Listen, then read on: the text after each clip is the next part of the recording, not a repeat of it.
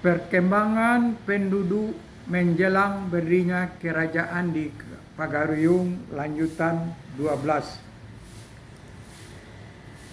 Kerajaan Minangkabau berpusat di Pagaruyung.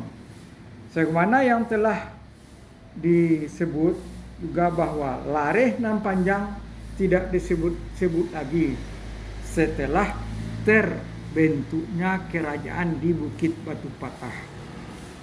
Kemudian dengan nama Pagaruyung dan akhirnya terkenal dengan kerajaan Minangkabau.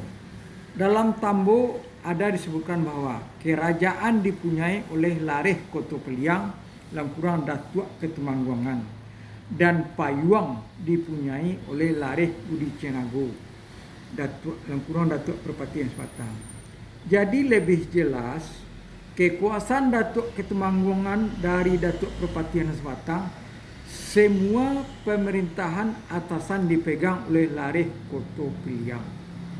Kekuasaan dan kebesaran Koto Peliang dalam Tambo disebutkan: 1. Panitahan di Sungai Tarap, pemuncak alam Koto Peliang. 2. Mangkudun di Sumaniak, penghulu alam Koto Peliang. 3. Andomo di Saruaso, payung panji Koto Peliang. 3. Ampe Kadi di Padang Gantiang, Sungguh Bendang Koto Peliang. Dalam kurang semuanya disebut bahasa Ampek Balai 1 sampai Ampek tadi. 5. Nagari Gadang, Tuan Gadang, dalam kurang Tuan Gadang di Batipuah, Harimau Campo Koto Peliang. 6. Singkarak Sanyang Baka, Camin Taluih Koto Peliang. 7. Sulit Air Tanjung Balik, Cumanti di Koto Peliang. 8. Simawang Bukit Kanduang, Perdamaian Koto Peliang. 9. Silungkang Padang Sibusuak, Gajah Tongga Koto Peliang. 10. Lubuak Atan Sungai Jambu, Pasak Kungkuang Koto Peliang. 11. Tampuak Tangkai Alam di Periangan Padang Panjang.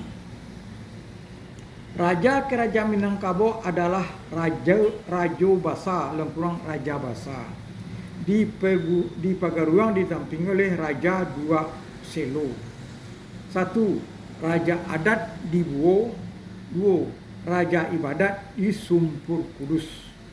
Ketiga-tiganya disebut Tali Bapilin Tigo, Tungku Tigo Sejarangan.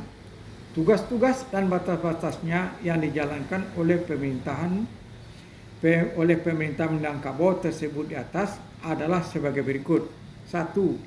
Panitahan di Sungai Tarap disebut Panitahan Alam Minangkabau, sambungan lidah oleh Raja Minangkabau. Pamuncak alam Koto Peliang dan bergelar Datuk Bandaro Putiah, didampingi oleh 5 orang nenek mama, yaitu Datuk Rajo Mangkuto Piliang Sani, Datuk Mandai Liang, Datuk Rajo Indo Peliang, Datuk Rajo Panghulu Suku Bintang, dan Datuk Tunaro Suku Bodi. Tugas adalah sebagai Perdana Menteri. Raja-raja yang ditanam oleh Kerajaan Minangkabau langsung di bawah penitahan Sungai Tarap. 1. Raja Abai. 2. Raja Pasaman. 3. Rajo Kuantan. 4. Rajo Siak, dalam kurang Siak Sri Indapura. 5. Raja Pulau Punjuang. 6. Raja Indogiri, dalam kurang Indragiri. 7. Raja Asahan. 8. Raja Tarusan. 9. Raja Tamilahan. 10. Raja Ringat. Seandainya raja-raja yang tersebut di atas tidak memenuhi peraturan yang telah ada, maka penitahan langsung bertindak. Kemudian dilanjutkan pengangkatan sultan di daerah-daerah lain atau yang disebut rantau. Dalam Tambo ada disebut lagi luak berpenghulu, rantau yang bersultan. Luak yang 3, laras yang 2. rantaunya kurang aso 120 yang kurang selamaleh, yaitu ampe di Kuantan Hilir, 5 di Kuantan Tengah, ampe di Kuantan Gunuang, 1 di Lubuk Jambi, ampe di Lubuk Amacang, dan yang ke-19 Sintajo. Hingga sampai saat ini batas-batas kerajaan Minangkabau telah menjadi sebagai berikut. Mulai dari Iyak nan Badabua sampai Sikilang Ayabangi hingga Inggo Duyan di Takuak Rajo, Taruih Kasya Indrapuro, Langkurang Sri Indrapura, sampai ke Kerinci Sandaran Aguang, Taruih Kakualo Indogiri, Langkurang Kualo Indragiri, sampai ke Siak Asahan. 2. Mangkudun di Sumania memegang Kampung Tujuh Jure adalah Situmbuak dengan Air Tiris, serta Kuo dengan Bangkinang, dan Wimbio dengan Salo. Jika ada penghulu berbuat serong atau manti salah hukum, maka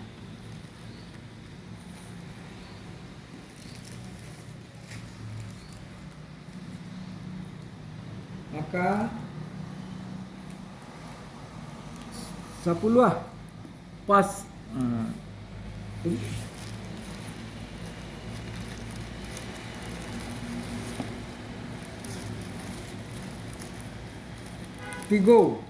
Andomo di Saruwaso. Di samping menjalankan tugas sebagai payung panji Koto Peliang, bekerjasama dengan Mangkudung di Sumania dalam aluang bunian Koto Peliang, dan Andomo disebut juga Puro Panuah Koto Peliang. Maka tugas yang beliau jalankan adalah sebagai Menteri Pertahanan dan merangkap juga sebagai Menteri Perekonomian bersama-sama dengan Mangkudung di Sumani.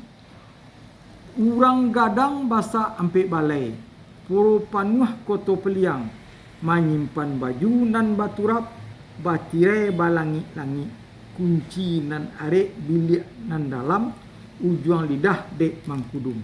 Ampe Tuan Kadi di Padang Gantiang. Jika terjadi suatu perkara, maka diperiksanya dengan segera, terutama di bidang agama. Kalau terjadi bidang adat, maka disertakan Camin Taruih Koto Peliang, dan atau dikirim langsung ke tempat hakim adat di Singkarak, Sanimbaka. Di samping itu, kalau ada raja yang dinobatkan, maka kadi yang melakukan penyumpahannya. Seandainya terjadi suatu perkara yang tidak dapat diputuskan, maka diteruskan pada Raja Dua Selo, dalam kurung Raja Adat dan Raja Ibadat, Hakim Tinggi namanya itu, atau Raja Adat dan Raja Ibadat Hakim Tinggi. Perkara di bidang agama diteruskan ke Sumpur Kudus, Srip Raja Ibadat, dan perkara di bidang adat diteruskan ke Lintobuo, Raja Adat. Sesampainya di Raja Dua Selo itu, jarang terjadi suatu perkara yang tidak bisa diselesaikan. Tetapi seandainya terjadi juga suatu perkara yang sangat sulit dimintakan pertimbangan ke Pagaruang, Langkurang Raja Basah. Disinilah timbulnya kata-kata Raja Tali Tigo Sapilin, Tungku Tigo Sajarangan. Tugas yang dijalankan Kadi bersamaan dengan tugas Menteri Penerangan, dalam kurang Suluh Bendang Koto Peliang merangkap Menteri Kehakiman. Oke, Pak Yus.